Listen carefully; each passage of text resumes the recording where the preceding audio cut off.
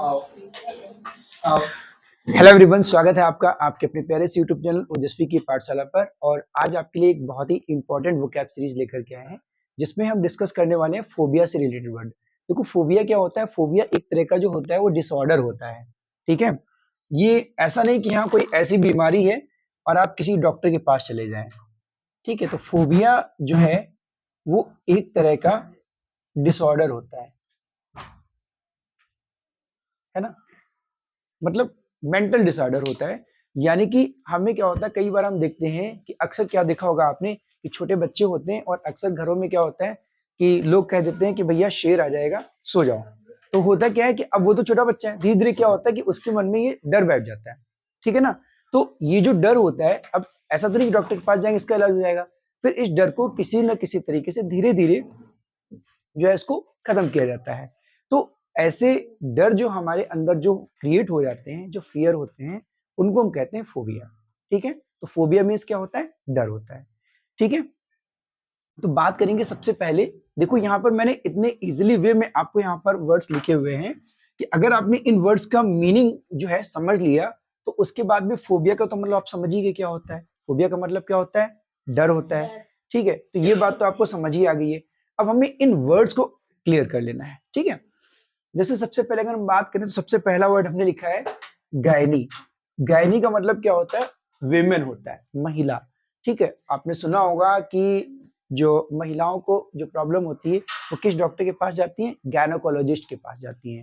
जो female doctor होती है उनको क्या कहते हैं? गायनोकोलॉजिस्ट कहते हैं। ठीक है, तो गायनी वर्ड जहां पर भी आए तो उसका मतलब क्या हो जाता है? विमेन हो जाता है। गायनी का मतलब क्या हो जाता है? विमेन हो जाता है। ठीक है, तो अगर जो है, अगर मुझे क्या, किसी को भी बात करें महिलाओं से डर, तो महिलाओं से तो डर किसी को भी नहीं लगता होगा। लेकिन आखिर ऐसा, फिर अगर डर लगता नहीं है तो फिर बनाया क्यों गया गायनीफोबिया? होता क्या है, कई बार क्या होता है, कोई ट्रामा हो जाती है। ट्रामा कहते हैं कोई, मतलब कोई घटना घटित हो जाती है, और वो जो घटना होती है वो किसी महिला से रिलेटेड होती है। मतलब किसी महिला से कोई घटना घटित हो गई। अब वो क्या हुआ कि मन में हमारे डर बैठ गया। अगर हम किसी भी औरत को देख लेते या महिला को देख लेते तो क्या हो जाता है? वो डर लगने लगता है। ठीक है, याद होगा वो स्त्री मूवी वाली बात। अब वो तो वहां भूतिया वाली बात हो गई थी, है ना।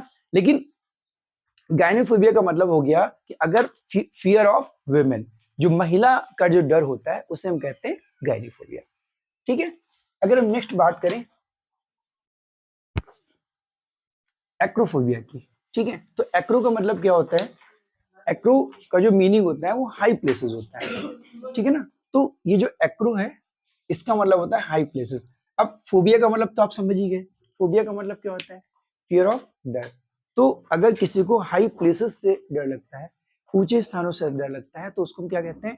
एक्रोफोबिया होता है। ये किस केस में होता है? अक्सर आप लोगों ने देखा होगा कि कई लोग अगर काफी ऊंचाई पे खड़े होते हैं या ऊंचाई पे होते हैं तो वो नीचे देखते हैं तो उनको क्या होता है? डर लगने लगता है।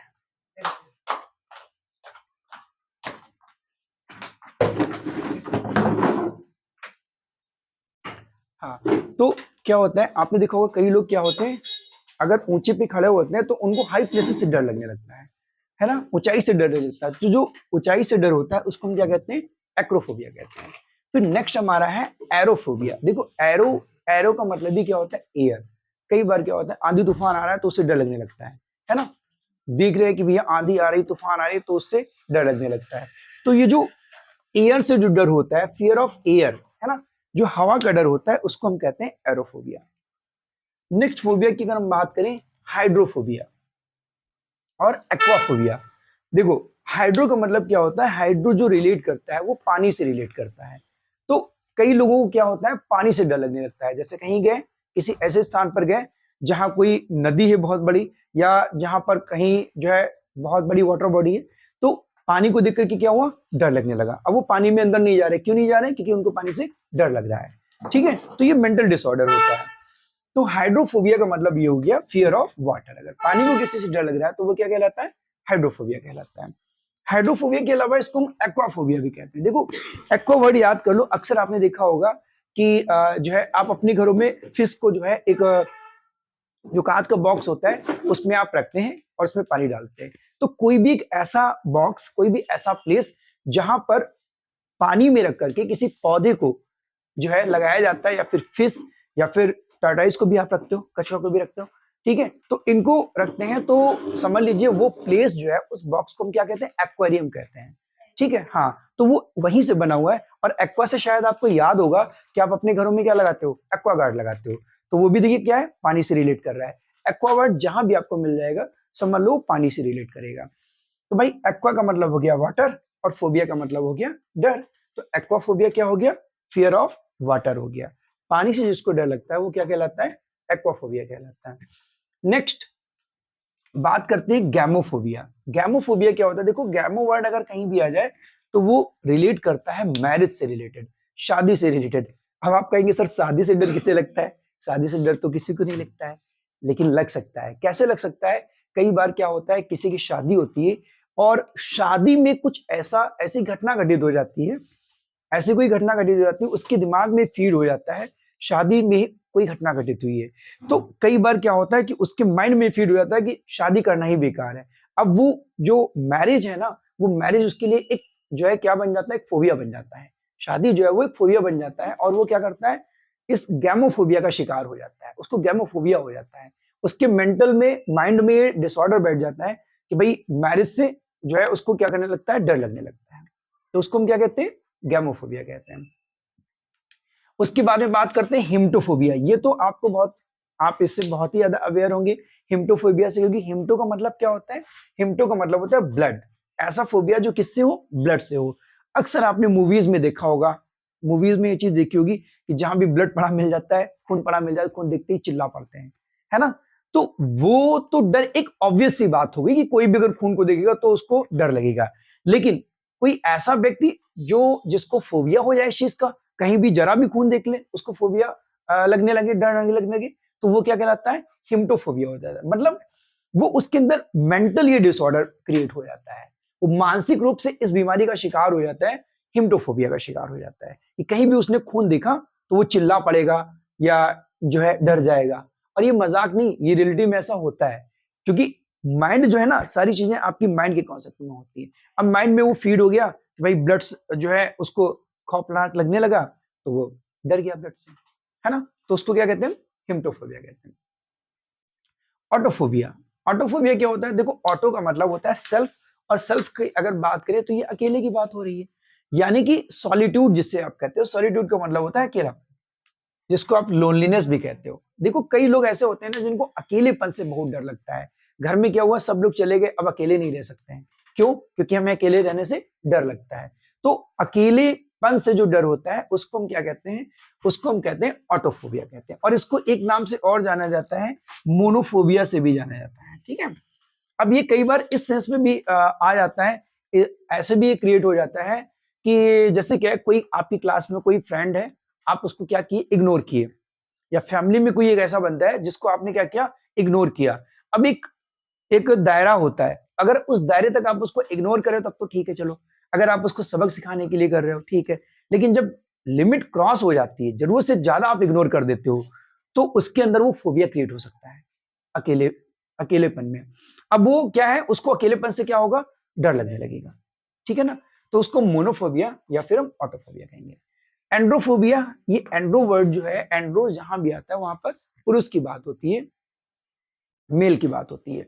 जैसे गायनीफोबिया था, विमेन का डर था, ऐसे ही एंड्रोफोबिया। एंड्रोफोबिया अक्सर क्या होता है कि ऐसे केसेस में हो जाता है, कोई भी अगर जो है पुरुष के द्वारा कोई ऐसा काम देख लेते हैं, कोई ऐसा कृत्य देख लेते हैं जो बहुत ही ज्यादा मतलब गंदा होता है, बहुत गलत होता है ना, किडनैपिंग हो गया या किसी का मर्डर हो गया, है ना, कोई भी ऐसी चीज। अब किसी ने ऐसा कुछ देख लिया, उसके सामने कुछ ऐसा घटित हो गया, तो उसको हर एक आदमी खराब लगने लगता है, कोई भी पुरुष है वो उसको खराब लगने लगता है। क्यों, क्योंकि उसके माइंड में सेट हो गया है ना।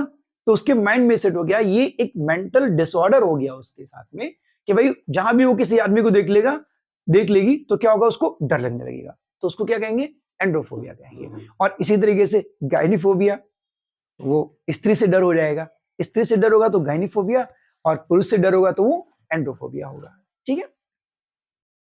फिर इसके बाद में है BIBLO, बिब्लो। बिब्लो क्या होता है, बिब्लो जो रिलेट करता है वो बुक्स को रिलेट करता है। एक होता है बिब्लियोफिल, जिसको आप कहते हो पुस्तक प्रेमी कहते हो, जिसको किताबों से बड़ा लगाव होता है, किताबें अलमारी में भरी पड़ी, वो बिब्लियोफिल होता है। लेकिन अगर किसी को किताबों से डर लगता है, किताबों से तो डर मुझे लगता है सभी को लगता होगा, है ना, किताबों से डर, क्योंकि कोई पढ़ना नहीं चाहता है ना। लेकिन फिर भी अगर कोई डिसऑर्डर हो जाए किसी को बुक्स से, किताबों से, तो वो क्या कहलाएगा, वो बिब्लियोफोबिया कहलाएगा। और अगर वो किताबों से प्रेमी है तो बिब्लियोफिल कहलाएगा। ठीक है, तो बिब्लियोफोबिया। उसके बाद में निक्टोफोबिया। निक्टोफोबिया क्या होता है, देखो निक्टो का मतलब होता है डार्कनेस, अंधेरा। अंधेरे से, खून से तो अक्सर लोगों को डर लगता है ना। तो अक्सर क्या होता है कि लाइट चली जाती है अचानक से, तो अंधेरे में हो सकता है आपको डर लगने लगे। लेकिन कई बार अगर थोड़ा सा भी अंधेरा हुआ तो इंसान डर जाए, तो इसका मतलब उसके अंदर क्या है, फोबिया है ना। तो उसको क्या कहते हैं, उसको निक्टोफोबिया कहते हैं, अगर किसी को अंधेरे से डर लग रहा है। उसके बाद में पायरोफोबिया। मूवीज में अक्सर आप देखेंगे, जो भूतिया मूवी होती है उसमें अक्सर लोग आग से डरना दिखा देते हैं, भूत ब्लड से डरना दिखा देते हैं, है ना। तो पायरोफोबिया, तो पायरो का मतलब क्या होता है, पैरो का मतलब होता है आग, फायर। ठीक है ना। तो आग से अगर किसी को डर लगने लगता है, अगर ऐसा डिसऑर्डर किसी के हो जाता है, तो उसको हम क्या कहते हैं, पायरोफोबिया कहते हैं। उसके बाद में फैस्मोफोबिया। फैस्मोफोबिया, भूतों से डर। फैस्मो का मतलब होता है घोस्ट, है ना। अब भूतों से फोबिया हो या ना हो, डर तो आपको हर कंडीशन में लगता होगा, है ना। तो लेकिन जिसके माइंड में अगर ये सेट नहीं है कि भाई भूत नहीं है, तो उसको डर नहीं लगेगा। लेकिन जिसके माइंड में फीड हो गया है, अब अगर वो मूवी भी देख लेगा, कोई प्रोग्राम भी देख लेगा रात के अंधेरे में, तो उसको डर लगने लगेगा, है ना। और फिर क्या होता है कि कई बार ऐसा भी होता है कि उसके अंदर इतना डर भर जाता है कि कभी भी कुछ भी ऐसा सीन क्रिएट हो तो उसको डर लगने लगता है। तो इस कंडीशन में उसको हम क्या कहते हैं, उसको कहते हैं फास्मोफोबिया, जिसको भूतों से डर लगता है। ठीक है। उसके बाद में पैथो। पैथो का मतलब होता है, देखो पैथो का मतलब वैसे तो फीलिंग होता है, और यहाँ पर डिसीज इसलिए लिखा हुआ है कि जब हम, कई बार ऐसा होता है, कई बार आपने देखा होगा कि हम बिल्कुल ठीक ठाक हैं, हष्ट पुष्ट है, एकदम फिट है, बढ़िया आराम से मजे से, लेकिन फिर भी हमें ये बीमारी है, हमें ये प्रॉब्लम है, हमें ये प्रॉब्लम है ना। तो ये भी एक तरह का फोबिया होता है, नहीं बीमारी है फिर भी। अब डॉक्टर के पास चले गए, बस ठीक हो गए, दवाई ले ली, बस ठीक हो गए, है ना। जबकि कोई खास बीमारी नहीं। कई बार ऐसा होता है डॉक्टर के पास जाते हैं आप, तो डॉक्टर कहते हैं नहीं भैया तुम्हें कोई दिक्कत नहीं है, लेकिन फिर भी मन में ये लग रहा है कि हाँ हमें कोई बीमारी है ना। तो जो हमारे अंदर ये जो फीलिंग है, ऐसा जो फील होता है हमें, ऐसा जो फोबिया होता है, उसको हम कहते हैं पैथोफोबिया कहते हैं। ठीक है। तो I hope this is clear to all of you. उम्मीद करते हैं ये चीज आपको समझ में आ गई होगी कि फोबिया जो है वो क्या होता है, आप अच्छे से समझ गए होंगे। ठीक है ना। और आपको मालूम भी होना चाहिए कि ये मेंटल डिसऑर्डर होता है और किस किस तरीके के फोबिया होते हैं। ठीक है। तो अगर आपको वीडियो अच्छा लगे तो प्लीज लाइक और शेयर करना ना भूलें। और इसकी पीडीएफ, इसकी जो है आपको पिक जो है ये आपको मिल जाएगी टेलीग्राम चैनल पे। और टेलीग्राम चैनल अगर आपने ज्वाइन नहीं किया है, प्लीज ओजस्वी एकेडमी टेलीग्राम चैनल ज्वाइन कर लीजिए, वहां पर आपको ये पूरा मिल जाएगा। ठीक है। चैनल को अब तक अगर ज्वाइन नहीं किया है तो प्लीज ओजस्वी की पाठशाला ज्वाइन कीजिए, और मिलते हैं नेक्स्ट लेक्चर में। तब तक के लिए थैंक्स फॉर वॉचिंग।